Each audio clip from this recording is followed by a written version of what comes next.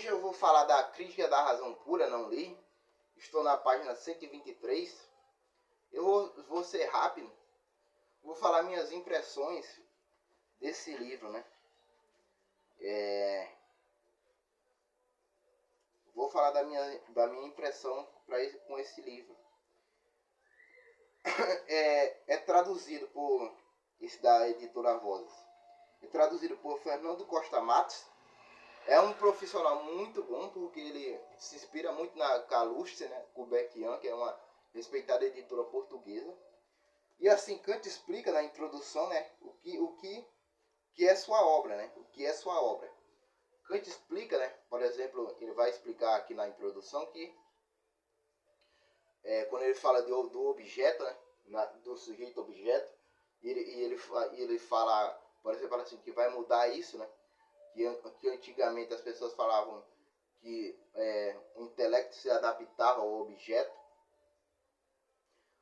O intelecto se adaptava ao objeto, né? Isso mesmo com Vênias, né? Mesmo com Vênias, claro que não era simples assim, né? Mas no demais era isso. Ele vai querer reformular isso, olha. É o objeto que se adequa ao sujeito, né? ao pensamento. Quando ele está falando aqui, eu comecei a ler a partir da introdução. Eu comecei a ler a partir da introdução dele. E começa na página... Deixa eu ver o sumário. Começa a partir da página 45. Começa a partir da página 45. Então ele vai falar do conhecimento puro e empírico. Ele diz, ainda porém que todo nosso conhecimento com a experiência, nem por isso ela surge apenas da experiência.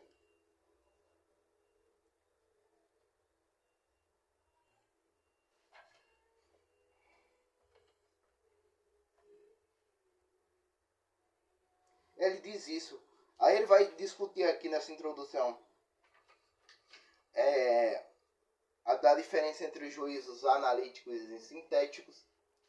Da diferença entre os juízos analíticos e sintéticos. Analítico, o conceito do predicado já está contido no conceito do sujeito. E sintético, que adiciona uma informação nova. Aí ele discute o a priori. Ele discute o a priori, que é independente da razão, quer dizer, é independente da experiência, que é antes da experiência universal, né? Ele define o a priori dessa maneira, né? Antes da experiência, é anterior à experiência, a experiência o a priori, e também é universal. Ele fala muito disso aqui. Ele vai falar muito disso nessa introdução. Aí depois ele vai falar das formas de espaço e tempo. Quer dizer, primeiro ele fala da ideia da filosofia transcendental. Aí essa ideia da filosofia transcendental, eu perguntar o porquê, por exemplo, assim, como conhecemos o objeto, como o objeto se dá para o sujeito, né? Essa ideia da filosofia transcendental de Kant é perguntar pela experiência, como se dá o conhecimento entre o sujeito e o objeto. Aí ele vai desdobrar sobre isso aqui. Ele vai doutrina transcendental dos elementos. É assim que começa essa a estética transcendental. Aí ele começa falando disso daqui. Começa fazendo várias críticas, né?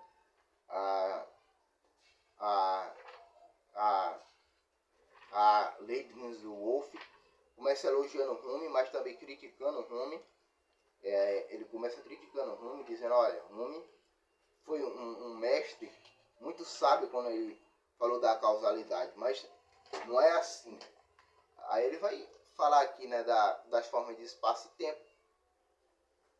Por exemplo, que elas são conceitos a priori da sensibilidade, que a sensibilidade é por onde recebemos as impressões dos fenômenos, né? Ele distingue o fenômeno, aquilo que conhecemos, né? Aquilo que conhecemos e coisa em si, aquilo que é incognoscível. Então, ele vai dividir isso, né? Vai dividir a sensibilidade. Eu acho que já estou na parte do entendimento, que ele vai falar das categorias do entendimento. Não sei se eu vou achar aqui a página que ele dá a tabela, tábuas das categorias: unidade, pluralidade, totalidade, inerência e subsistência, causalidade e dependência. Tábua das categorias, do entendimento. Enquanto a sensibilidade tem formas, que é isso, espaço e tempo, a sensibilidade tem categorias. Então, por enquanto é isso. Essa é a crítica da razão pura que eu estou lendo. Estou na página 123, pretendo chegar na página 150 hoje. Então é isso aí. Esse é o comentário. Pequeno comentário aí.